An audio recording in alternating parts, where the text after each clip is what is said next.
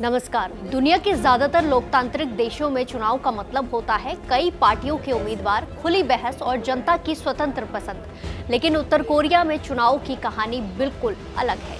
यहाँ चुनाव होते तो हैं, मतदान भी लगभग 100% होता है, लेकिन लोगों के पास चुनने के लिए विकल्प लगभग नहीं होता। तो आज हम आपको उत्तरी कोरिया के चुनावी प्रक्रिया के बारे में इस वीडियो के माध्यम से समझाने वाले हैं।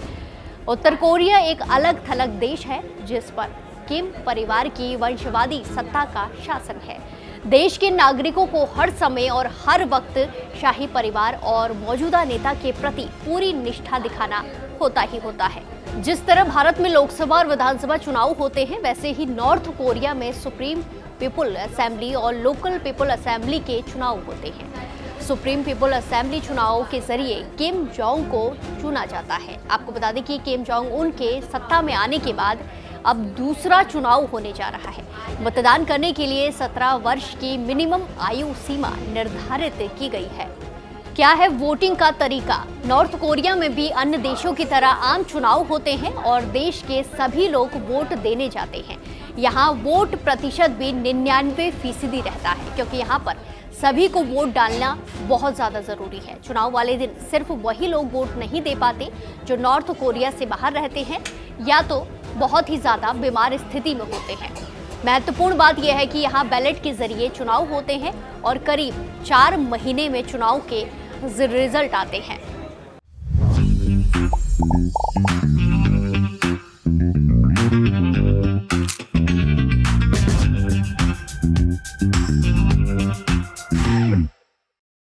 कैसे होते हैं चुनाव? नॉर्थ कोरिया के किम जोंग की तानाशाही से पूरी दुनिया वाकिफ है।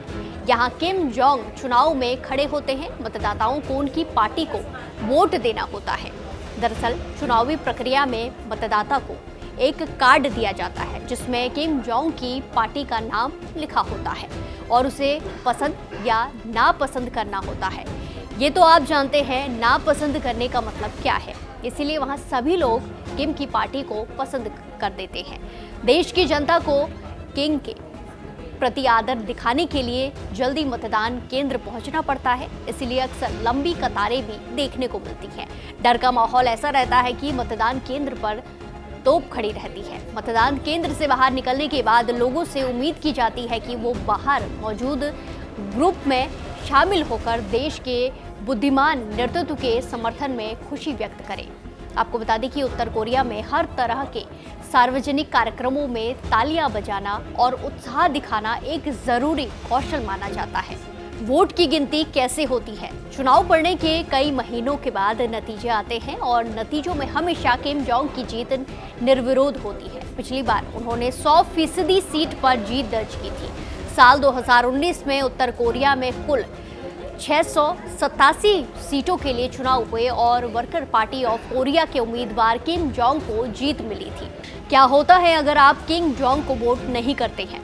ऐसा करने पर निश्चित है कि गुप्त पुलिस आपके पीछे पड़ जाएगी और आपको मानसिक रूप से असामान्य घोषित कर दिया जा सकता है। राजा के खिलाफ एक उंगली भी नहीं उठाई जा सकती।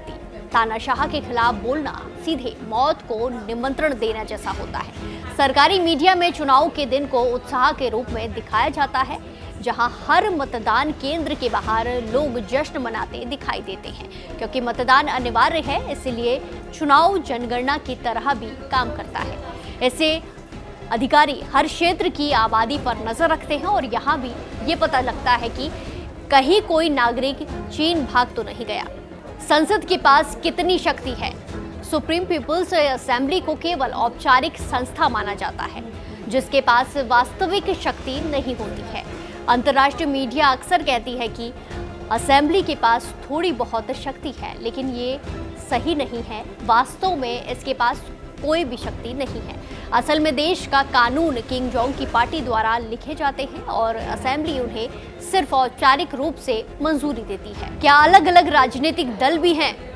आप सोच सकते हैं कि वहाँ केवल एक ही पार्टी होगी, लेकिन आश्चर्य की बात यह है कि संसद में 3 राजनीतिक दल मौजूद हैं। देश का सबसे बड़ा दल वर्कर पार्टी है, जिसके अध्यक्ष किम जोंग उन हैं।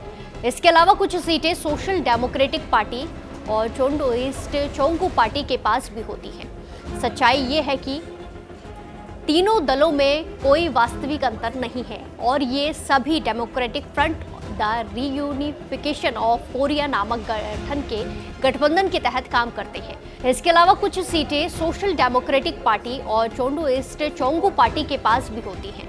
सच्चाई ये है कि तीनों दलों में कोई वास्तविक अंतर बिल्कुल भी नहीं है। ये सभी democratic front for the reunification of Korea नामक गठबंधन के तहत काम करते हैं। वहीं उत्तर कोरिया का आधिकारिक नाम democratic people's republic of Korea यानी कि DPRK है, लेकिन लोकतंत्र यहाँ सिर्फ नाम में है।